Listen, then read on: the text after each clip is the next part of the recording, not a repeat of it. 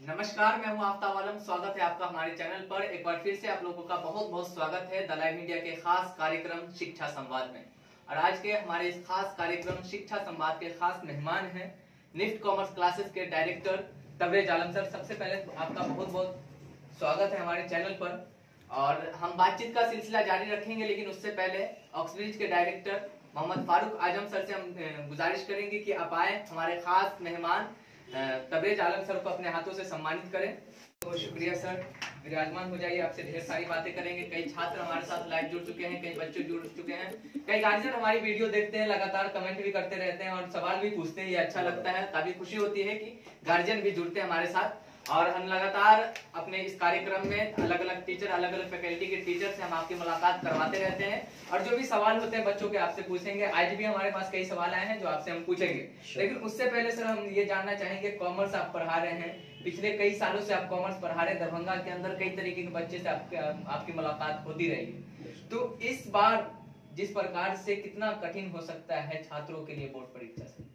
हाँ, इस बार क्योंकि लॉकडाउन का मामला, कोरोना वगैरह, तो इस बार एक्चुअल में स्टूडेंट्स ने अपनी पढ़ाई वो ढंग से करने में उनको दिक्कतें आई हैं, इसमें कोई शक नहीं। लेकिन जिन स्टूडेंट्स ने ईमानदारी से मेहनत किया है वो लगभग सिलेबस को उन्होंने पूरा भी किया। जैसे मैं अपने एग्जाम्पल दूँ अगर, तो हमने कोशिश किया इस बार भी 100% सिलेबस को उनका पूरा करवाया। इसमें ज़रूर ये है कि हमने क्वेश्चंस को कुछ शॉर्ट किया। जैसे कि जितने क्वेश्चंस को मैं बोर्ड पे बनाता था उसमें से कुछ क्वेश्चन को मैंने शॉर्ट किया, लेकिन 100% चैप्टर्स को टच किया। इवन आज लास्ट क्लास भी थी एक तरह से। अभी भी हमने स्टूडेंट्स को बुलाया लगातार टेस्ट देने के लिए।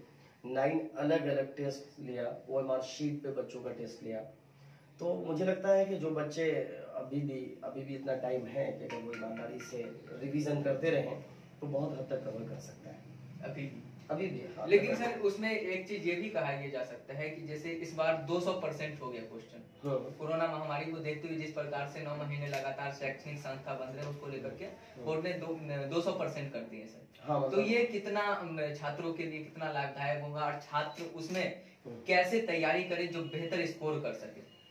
देखिए, किसी भी एक्शन के जो रिएक्शन होता है उसका प्लस भी होता है, माइनस भी होता है। इसके भी कुछ लिमिटेशंस हैं, इसके कुछ प्लस पॉइंट्स हैं। गवर्नमेंट की मंशा ये है इसके बारे में कि चूंकि बच्चों को सही से क्लास नहीं मिल पाई है, कॉलेजेस वगैरह बंद है, स्कूल्स वगैरह, तो अभी भी इसमें दिक्कतें हैं। क्लासेस भी हम लोग नहीं चला पाए क्योंकि गवर्नमेंट के गाइडलाइंस को भी फॉलो करना था। ऑनलाइन क्लासेस चली तो बहुत मुश्किल से फिर ऑफलाइन कुछ क्लासेस डिस्टेंस मेंटेन करके वगैरह वगैरह पढ़ाया गया। सभी बच्चे आ भी नहीं पाए। तो ऐसे में ये ज़रूरी है कि स्टूडेंट्स को कुछ मतलब उनको रिलैक्स होने का मौका दिया जाए या चीज़ें थोड़ी सी उनके लिए पॉजिटिव हों। तो गवर्नमेंट का ये डिसीजन इसलिए है, मेरा ख्याल है कि भाई अगर आप ढंग से तैयारी नहीं कर पाए हैं तो आपको ज़्यादा ऑब्जेक्टिव दे दिया गया ताकि बच्चे स्ट्रेस में ना आए और अपने एग्ज़ाम को बेहतर बना पाए। इसके कुछ माइनस पॉइंट्स भी हैं कि अगर स्टूडेंट्स के लिए हर बार इस तरह का ऑप्शन आया तो शायद बच्चे पढ़ना छोड़ देंगे। तो चीज़ें हम लोग भी लगातार फेस कर रहे हैं और इसका हम सभी टीचर्स को बहुत दुख भी है कि 2 मिनट में तो बहुत इस बात का दुख भी है कि अभी जो मतलब पिछले कुछ दिनों से मैं देख रहा हूँ कि यूनिवर्सिटीज़ या बोर्ड वगैरह में जो कॉपी चेक होना या फिर कह सकते हैं कि एग्ज़ाम को इजी बनाना, ये इसका कुछ नेगेटिव भी है। इससे क्या होता है कि बच्चों को लगता है यार इतना आसान है अगर पढ़ाई करना, अगर 10, 15, 20 क्वेश्चंस को हम पढ़ के जाएं और एग्ज़ाम आराम से पास कर जाएंगे तो मेरे ख्याल से वो पढ़ना छोड़ देंगे। और लगातार इस तरह की चीज़ों को फेस कर रहे हैं हम लोग के स्टूडेंट्स को पढ़ने की इच्छा होती कब है। 2 वजह से स्टूडेंट्स पढ़ते हैं। या तो एक ड्रीम होता है उनका, ख्वाब होता है जो खुली आंखों से वो देखते हैं और उसको पूरा करने के लिए पढ़ते हैं। लेकिन होता क्या है कि स्टूडेंट्स, जैसे बीकॉम पार्ट 1 की बात करें, एग्जाम्पल के तौर पे ले रहा हूँ। पार्ट 1 में बच्चे ने बड़ी मेहनत से पढ़ाई किया क्योंकि 10th वो देकर आए। पहला स्टेप उनका होता है 10th एग्जाम, जो किसी भी पर्सन के लिए लाइफ में बड़ा मैटर करता है कि 10th एग्जाम पास किया हमने। फिर 12th भी ओवरऑल ठीक वो एग्जाम देते हैं और सही रूल से वो एग्जाम देते हैं। ग्रेजुएशन में जब वो आते हैं तो वो बड़े उत्साहित होते हैं वो इस तरह से सोच रहे होते हैं कि अब हम ग्रेजुएशन में आए हैं और अच्छे से पढ़ना है, ढंग से पढ़ना है। और ग्रेजुएशन जो होता है किसी भी स्टूडेंट्स के लिए, वो उसके लाइफ को तय करता है कि वो ग्रेजुएशन में जैसा स्टूडेंट्स करेगा, स्टूडेंट जिस तरह से अपनी पढ़ाई को मैनेज करेंगे ग्रेजुएशन में, वही डिसाइड करेगा वो फ्यूचर में क्या होने वाला है।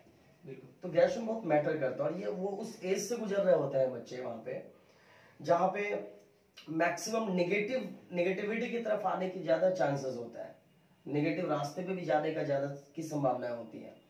तो वहां पर बहुत मैटर करता है कि ग्रेजुएशन जब तक ग्रेजुएट ना हो जाए स्टूडेंट्स, उसके मैक्सिमम गाइडेंस की जरूरत है, पेरेंट्स को भी उसको गाइड करने की जरूरत है, टीचर्स को भी अलर्ट रहने की जरूरत है। लेकिन जैसे ही वो पार्ट 1 का एग्जाम देने जाते हैं, मैं अक्सर देखता हूँ कि पार्ट 1 तक बड़े उत्साहित होते हैं बच्चे। पार्ट 1 के बाद जैसे ही वो एग्जाम देने जाते हैं और एग्जाम देके जब वो लौटते हैं ना, तो फिर पार्ट 2 से ऑटोमेटिकली गायब होना स्टार्ट होते हैं, क्योंकि वहाँ का इन्वायरमेंट बहुत ज्यादा डिटेल में नहीं करना चाहूंगा, बेहतर समझते हैं सभी लोग। वहाँ पे इस तरह का इन्वायरमेंट है। मतलब क्या बदलाव देखना चाहते हैं? बदलाव ये देखना चाहते हैं कि एक तो क्वेश्चन का एक लेवल बनाया जाए, है ना। दूसरी तरफ जब एग्जाम हो तो एक सही मैनर हो, सही वे में एग्जाम हो, स्टूडेंट्स को महसूस हो कि नहीं ढंग से अगर पास पर नहीं पढ़ेंगे तो फेल कर जाएंगे। क्योंकि एग्जाम सिस्टम कुछ इसी वजह से इसको बनाया इसीलिए गया है। वरना बहुत आसान है कि आइए मैं आपको सर्टिफिकेट देता हूँ, ग्रेजुएट बना देता हूँ।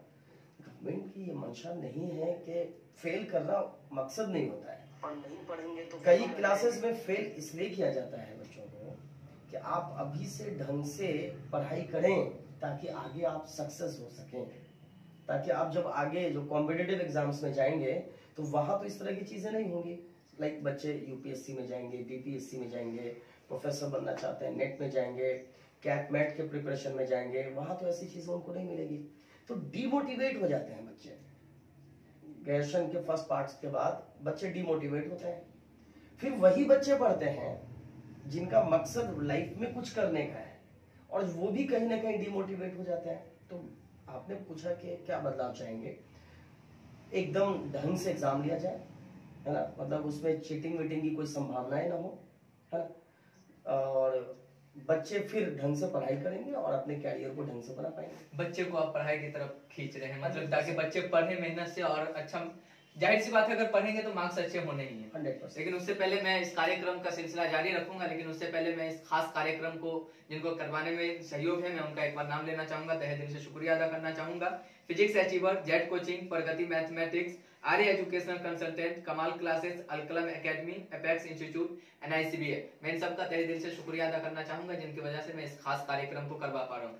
सर, हम आपसे कॉमर्स को लेकर के बातचीत तो करेंगे ही, लेकिन अभी फिलहाल हम बोर्ड परीक्षा को लेकर के बात कर लेते हैं।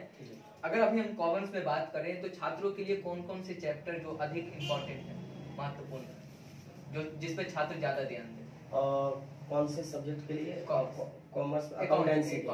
अच्छा, अकाउंटेंसी के लिए देखिए, अकाउंटेंसी में जो सिलेबस है स्टूडेंट्स का, उसको 3 भागों में बांटा गया है अल्टरनेटिवली। एक नॉन प्रॉफिट ऑर्गेनाइजेशन है, एक पार्टनरशिप है, एंड फिर कंपनी है। नॉन प्रॉफिट ऑर्गेनाइजेशन एक चैप्टर है, पार्टनरशिप के लिए कई चैप्टर्स हैं, एंड कंपनी के लिए भी कई चैप्टर्स हैं। अगर आप स्टूडेंट्स पार्टनरशिप की बात करें तो वहां पर कुछ चीजें बिल्कुल कॉमन है, जैसे कि उनको अलग अलग चैप्टर में अलग अलग सीखने की जरूरत नहीं है। For example, partners capital account बनाना, पार्टनर्स कैपिटल अकाउंट बनाना उन्हें आना चाहिए, उनको रूल पता होना चाहिए कि पार्टनर्स कैपिटल अकाउंट के डेबिट साइड में क्या जाता है और क्रेडिट साइड में क्या जाता है ना। Debit balance, credit balance student का क्लियर होना चाहिए। तो अगर debit balance, credit balance clear है, अगर वो पार्टनर्स कैपिटल अकाउंट बना लेते हैं तो वो इंट्रोडक्शन में भी बना लेंगे, एडमिशन में भी बना लेंगे, रिटायरमेंट में भी बनाएंगे, डेथ में भी बनाएंगे, एंड डिसोल्यूशन में भी बनाएंगे। तो मेन है एक पॉइंट समझना, सभी चैप्टर्स में जो कॉमन चीज है, जैसे पार्टनर्स कैपिटल अकाउंट बनाना आना चाहिए, स्टूडेंट को profit and loss appropriation account बनाना आना चाहिए। जैसे पार्टनर्स कैपिटल के fixed capital and fluctuating capital है, इसका कंसेप्ट क्लियर होना चाहिए। फिर स्टूडेंट्स का रिवैल्यूएशन अकाउंट क्लियर होना चाहिए। जब भी रिकंस्टिट्यूशन होगा तो रिवैल्यूएशन अकाउंट बनेगा। तो रिवैल्यूएशन अकाउंट अगर बच्चे का कंसेप्ट क्लियर है कि रिवैल्यूएशन अकाउंट के डेबिट साइड में क्या लेते हैं, रिवैल्यूएशन के क्रेडिट साइड में क्या लेते हैं, प्रॉफिट कब आता है, लॉस कब होता है, इस प्रॉफिट या लॉस को कहाँ भेजते हैं। अगर बच्चे का ये कंसेप्ट क्लियर है तो आप समझ जाइए कि उनका change in profit sharing ratio में भी वही रिवैल्यूएशन अकाउंट बनाना है जो एडमिशन में बनाना है, जो रिटायरमेंट में बनाना है, जो डेथ में बनाना है। तो रिवैल्यूएशन क्लियर होना चाहिए। उसी तरह अगर डिसोल्यूशन है तो रियलाइजेशन अकाउंट कंसेप्ट क्लियर होना चाहिए। अगर ये इन पॉइंट्स को स्टूडेंट्स क्लियर कर लेते हैं तो जो हमारा वर्षों का एक्सपीरियंस है वो ये बताता है कि स्टूडेंट्स ने 80% पार्टनरशिप को समझ लिया है। अगर मैं कहूं तो पार्टनरशिप कई चैप्टर्स नहीं है, वो एक ही चैप्टर है एक्चुअल में, बट स्टूडेंट्स के सुविधा के लिए उनको कई चैप्टर में बांटा गया था कि स्टूडेंट्स उसको आराम से समझ सके, क्वेश्चंस को ढंग से क्लियर कर सके। तो खास चीजें यही है पार्टनरशिप में। अब आइए जैसे एनपीओ की थोड़ी सी बात कर देते हैं। Non profit organisation and profit organisation में क्या डिफरेंस है।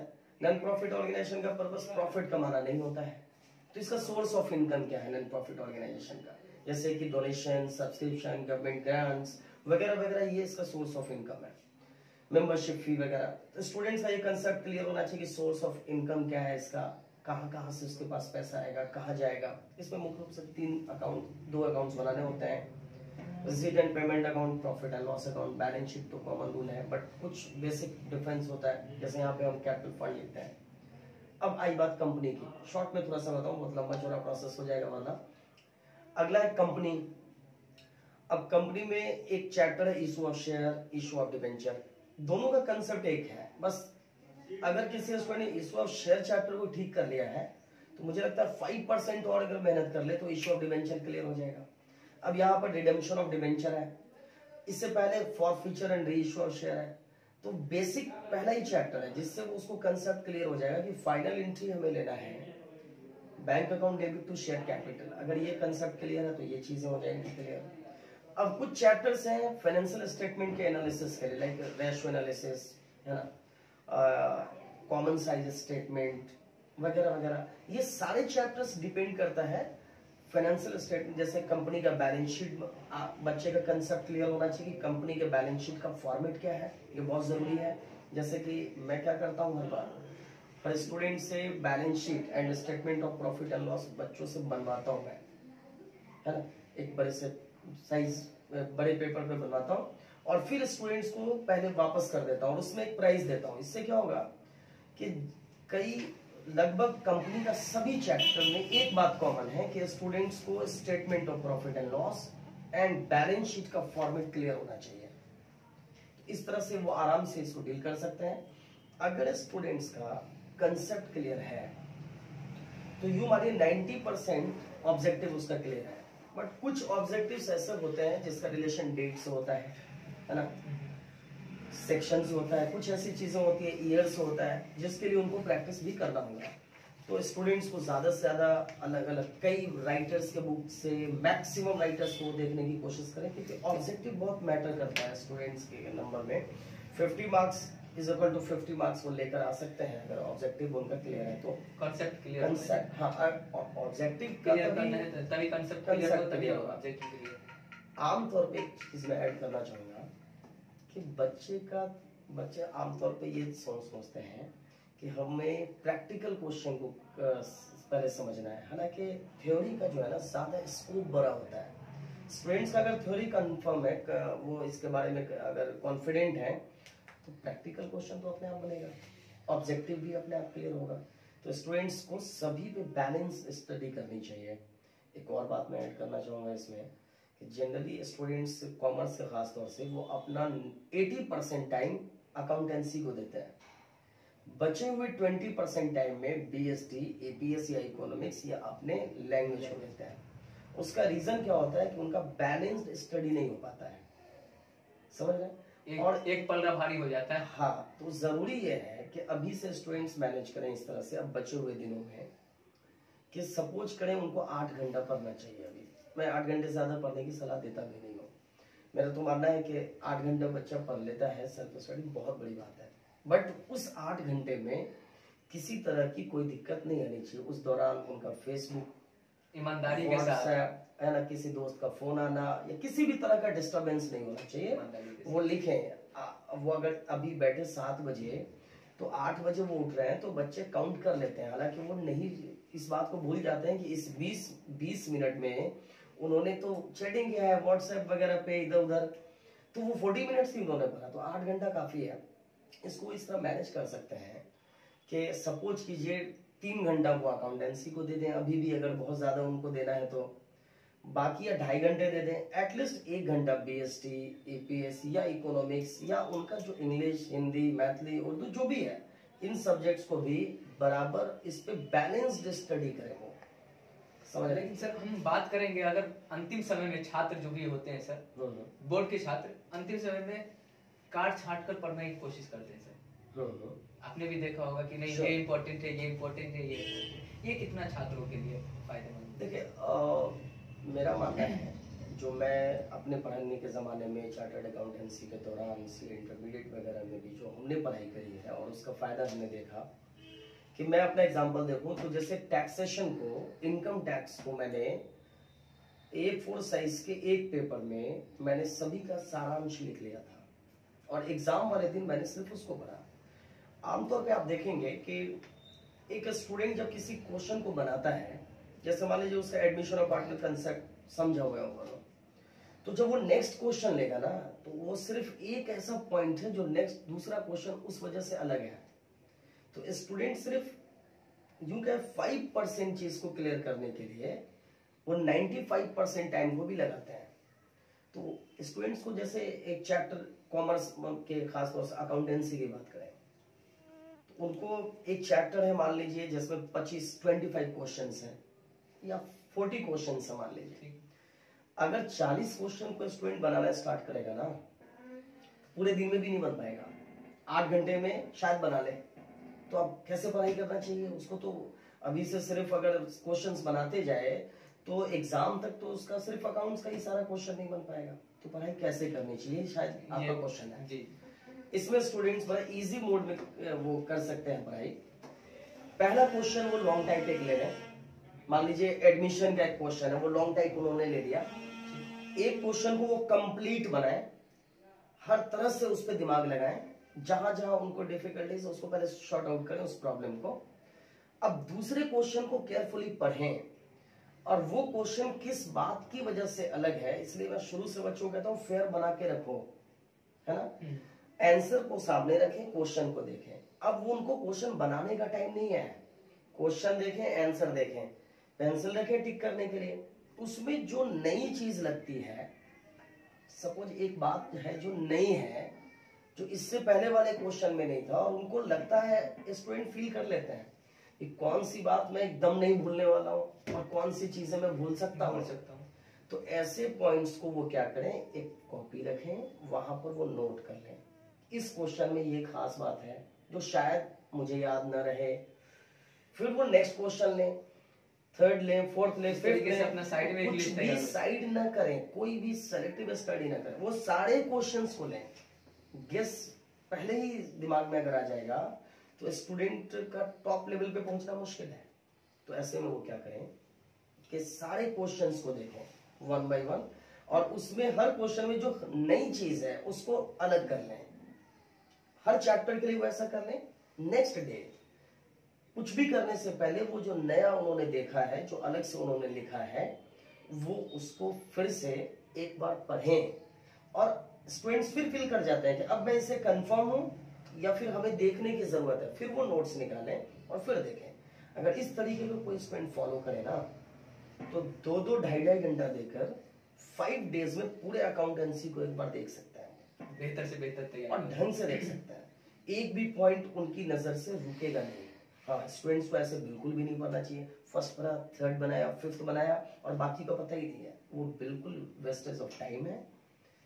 न्यूमेरिकल्स में या अकाउंटेंसी में बहुत टाइम लगता है क्वेश्चन को बनाने में, 30 मिनट्स के क्वेश्चंस नॉर्मल सी बात है। तो अगर एक क्वेश्चन पे 30 मिनट्स वो दे रहे हैं, तो 2.5 घंटे में या 3 घंटे में वो मैक्सिमम कितने क्वेश्चन को बनाए उन्होंने? 6 क्वेश्चन, यही ना। 6 क्वेश्चन बनाएंगे वो एक दिन में, तो 40 क्वेश्चन है, 7 दिन में लगभग वो एक चैप्टर बना रहे हैं। अभी टाइम क्या है? तो उनको पढ़ने का तरीका मैंने बताया शॉर्ट में। मुझे लगता है स्टूडेंट्स इसको फील करेंगे और इसका फायदा उठाएंगे। लेकिन सर इस समय एक और सवाल ये भी है, जो कि आपने बताया कि बच्चों को टाइम मैनेज करते के साथ साथ सभी सब्जेक्ट पे बराबर ध्यान देना।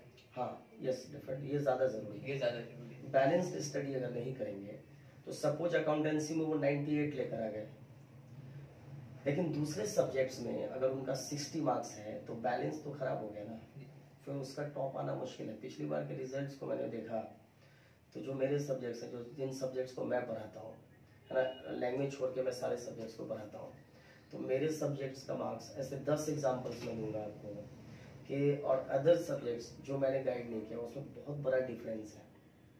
जैसा कि कल भी सर डिस्कशन कर रहे थे, इंग्लिश वगैरह को बच्चे बहुत बाद में आकर देखते हैं, जो कई बार उनके नुकसानदेह हो जाता है। बाकी लैंग्वेज पेपर को 1-2 महीना पहले वो देखते हैं, है ना, 1-2 महीना पहले, 2 महीने पहले बहुत सारे स्टूडेंट्स ने देखा भी नहीं होता है वो क्या है। एक और जो बहुत बड़ा ड्रॉबैक है हमारे बिहार में कि 11th में कोई एग्जाम नहीं लिया जाता है ढंग से। हाँ, ये चीज है। उसका रीजन क्या है कि 11th तक की चीजों को तो यूं ही लेते हैं बच्चे। अब चूंकि 11th का एग्जाम में उनको फेल होने का जो डर नहीं है ना, ये स्टूडेंट्स को बर्बाद कर रहा है। इसका रीजन ये हो जाता है कि मैक्सिमम, मैं आपको बताऊं जहां तक मेरा एक्सपीरियंस है, कि 90% से ज्यादा बच्चे 11th में अपने बिजनेस स्टडी के बुक को, इंटरप्रेन्योरशिप के बुक को, इकोनॉमिक्स के बुक को या इंग्लिश हिंदी वगैरह के बुक को वो देखते ही नहीं है। उनको पता ही नहीं होता है कि ये बुक हमारा कैसा दिखता है, नजरअंदाज करता है। वो डायरेक्ट आके 12th में इंटरप्रेन्योरशिप पढ़ता है। कई बच्चे इंटरप्रेन्योरशिप, इकोनॉमिक्स या बिजनेस स्टडीज वगैरह को भी लास्ट में देखते हैं आकर, वो उनका बैलेंस बिगड़ता है। वो सारा फोकस किस पे करता है? अकाउंटेंसी पे। लास्ट में वो आकर फिर अपने बुक्स को देखते हैं। तो मेरा ये मानना है कि अगर 11th में भी बच्चों से एग्जाम लिया जाए ढंग से तो अपने सब्जेक्ट पे पकड़ बना पाएंगे। और जहाँ तक मैंने अब तक एक्सपीरियंस किया है कि स्टूडेंट्स जिस क्लास में है उसका बैलेंस स्टडी करके आगे बढ़े, उसको ज्यादा टेंशन लेने की कभी जरूरत नहीं है, वो अपने आप टॉप लेवल पे पहुंच जाएंगे। बहुत शुक्रिया सर बात करने के लिए। लेकिन इसमें एक सवाल और भी है सर कि 11th जो है लॉकडाउन की वजह से छात्रों का खराब हो, मतलब डिजिटली हम लोग उतने डेवलप नहीं है जो बच्चों को गाइड कर सके डिजिटल प्लेटफॉर्म की वजह से। तो अब जो 12th के बच्चे को पढ़ाएंगे, आप गाइड करेंगे, वो किस प्रकार से, क्या आप 11th में उसमें गाइड करेंगे? श्योर। अभी ऐसा वक्त आ गया है कि 11th की क्लास 100% अभी पूरा करना मुश्किल है। अब तक 12th भी स्टार्ट टाइम पे होना जरूरी है। तो जैसे मैंने एक सॉल्यूशन लिया कि 11th को भी पढ़ाया जाए, क्योंकि देखिए यहाँ पर ना कॉमर्स में, खासतौर से अकाउंटेंसी में या हर सब्जेक्ट में ऐसा होता है, हर एरिया में ऐसा ही है कि अगर किसी स्टूडेंट ने 11th नहीं पढ़ा, उसको डायरेक्ट 12th में ला रहे हैं तो कहीं ना कहीं वो प्रॉब्लम फेस करेंगे। लेकिन अकाउंटेंसी में खासतौर से कि जैसे कुछ चैप्टर्स अगर उनका क्लियर नहीं है, like journal, ledger, trial balance and final accounts, at least ये क्लियर नहीं है ना, तो 12th का कुछ भी वो नहीं समझ पाएंगे। वो जीरो है बिल्कुल, अकाउंटेंसी समझ ही नहीं सकते। तो अब इसके लिए हमने डिसीजन लिया, मैं अपनी खुद की बात करूं, कि कुछ बैच 12th के साथ साथ 11th भी स्टार्ट करूंगा नया। एटलीस्ट उनको इतना जरूर पढ़ा दिया जाए ताकि 12th में दिक्कत ना हो। कम से कम उन सारी चीजों को डिस्कशन करवा दिया जाए ताकि बच्चा मेहनत करके उन चीजों को फुलफिल कर ले। अगर बच्चा लेबोरियस है तो वो उसको कवर कर सकता है। तो 11th के जो बच्चे अभी हैं उनको 11th पढ़ाते हुए 12th में भी लाना जरूरी है, क्योंकि जब इतना के बावजूद फरवरी में एग्जाम हो रहा है तो नेक्स्ट टाइम तो पक्का फरवरी में होगा। तो 11th तो बिगड़ा सो बिगड़ा ही, 12th भी ना बिगड़े, इसके लिए जरूरी है कि एट ए टाइम बच्चों की क्लास को स्टार्ट किया जाए। चलिए सर, आखिर में मेरा लास्ट सवाल यही होगा सर, क्योंकि आप कॉमर्स के एक अनुभवी शिक्षक हैं, तो आपने भी ये देखा होगा और जज किया होगा कि बच्चे जो होते हैं सर वो मार्क्स के ऊपर डिपेंड करते हैं। मैट्रिकुलेशन में जो उसको मार्क्स मिलता है, गेन होता है, उस हिसाब से वो आगे फैकल्टी चूज करते हैं। ये एक उस हिसाब से आगे अपने फैकल्टी चूज करते, मतलब बच्चे, या हो सके कॉमर्स में जब कम बच्चे जाते हैं तो हो सके उनको कम फ्यूचर दिखाई दे रहा हो कॉमर्स में। तो आप एज अ टीचर, एक कॉमर्स के टीचर है, कॉमर्स की गाइडलाइन है, क्या कहेंगे कि बच्चों को कॉमर्स में क्या क्या फीचर देते हैं, क्या बेहतर कर सकते हैं? इस पे बहुत अच्छा क्वेश्चन आपने किया, इस पे बात कहने का मौका मिला। आप सरप्राइज हो जाएंगे जब मैं आपको ये पूछूंगा। अच्छा, पिछली बार मैं आपको ओवरऑल आइडिया बताता हूँ। पिछली बार जब लास्ट एग्जाम हुआ इंटरमीडिएट के लिए तो 13 लाख बच्चे ने करीब साइंस का एग्जाम दिया। साइंस फैकल्टी के 13 लाख स्टूडेंट्स थे। उतने ही करीब लगभग 13 लाख बच्चे, लगभग कह रहा हूं मैं, आर्ट्स में भी थे, क्योंकि गांव के जब बच्चे जनरली आर्ट्स रखते हैं, इसमें गर्ल्स की संख्या बहुत ज्यादा होती है। तो आर्ट्स भी कोई खराब एरिया तो नहीं है, बहुत अच्छी, बहुत सारे बच्चे, पेरेंट्स जो है ना, जो इंटेलिजेंट बच्चे को 11 से आर्ट्स पढ़ाते हैं, ऐसे भी एग्जाम्पल मैंने देखा है। तो ऐसा नहीं है कि आर्ट्स पढ़ना मतलब बेकार स्टूडेंट्स हैं, एक मेंटेलिटी हम बिहारियों का है जिसको बदलने की जरूरत है। अब मैं आपसे पूछूंगा, मैंने कहा 13 lakh science, 13 lakh commerce, sorry arts, तो अब आप अंदाजा लगाकर बताएंगे प्लीज कि कॉमर्स में कितने बच्चे हैं? कॉमर्स की संख्या तो काफी कम रहे। अंदाजा बताएं आप, कितने? लगभग 2 लाख। फिर भी चलिए, आपने जो बहुत कम बताया, इससे पहले हमारे 65,000 रेस्पेक्टेड सर लोग भी जो है ना, इस चीज से कई बार बड़े सरप्राइज हो जाते हैं। साइंस के सर से डिस्कशन होता है कि देखो कॉमर्स में इतने ही बच्चे हैं, तो उनको लगता है नहीं क्या बात कर रहे हैं, आप कंफर्म हो लीजिए। तो 65,000, लगभग 60 to 65,000 स्टूडेंट्स ने सिर्फ एग्जाम दिया कॉमर्स का। डिफरेंस देख रहे हैं आप? तो कई बार सर कहते हैं कि नहीं सर, 1 0 आप मिस कर रहे हैं, तो ऐसा कुछ नहीं है। तो अब आप गौर करें, डिस्ट्रिक्ट वाइज एवरेज कितना आता है, कितने स्टूडेंट्स पढ़ रहे हैं, मतलब अगर आप सभी डिस्ट्रिक्ट से डिवाइड कर दें तो कॉमर्स में बच्चे बहुत कम है। ये तो बढ़ा है, अभी तो ये हाल है, वरना हम लोगों ने जब कॉमर्स रखा था ना, तो बहुत सारे लोग या कह सकते हैं हमारे रिलेटिव्स या हमारे जो और भी क्लोज फ्रेंड्स, तो उन्होंने एक चीज कहा कि यार तुम तो पढ़ने वाले थे, तो तुमने कॉमर्स क्यों रख लिया? इट मीन्स ये समझा जाता है कि पढ़ाई का सही मतलब साइंस होता है। हालांकि मैं आपको बताऊं कि मैं कह रहा हूं कि साइंस भी बहुत अच्छा एरिया है साइंस पढ़ने का, या इंजीनियर्स, डॉक्टर्स या इस फील्ड के जो भी लोग हैं, उनका बहुत बड़ा योगदान है किसी इकोनॉमी के लिए, है ना। बैलेंस्ड इकोनॉमी अगर आपको बनाना है तो हर सेक्टर के लोग होने चाहिए। कॉमर्स में का जो मामला है वो सिर्फ बिहार में खराब है। आप गूगल करें, जितने मेट्रोपॉलिटन सिटीज हैं वहां आप चेक करें, तो सबसे पहले कॉमर्स का जो कॉलेजेस है फुल हो जाते हैं। मुंबई, कोलकाता, दिल्ली, जितने भी बड़े शहर हैं, ये सिर्फ हमारे बिहार में है। तो मैं ये अपील करूंगा कि बेशक साइंस में भी बच्चे जाएं, आर्ट्स में भी जाएं, इसको कम से कम जो बच्चे कॉमर्स में हैं उनको एक चीज फेस करना पड़ता है, जो अभी आपने बताया कि कॉमर्स एक मेंटालिटी बनी है, साइंस में बच्चा है तो तेज होगा, कॉमर्स में है तो एवरेज होगा, और आर्ट्स में तो बेवकूफ होगा। ऐसा कुछ नहीं है।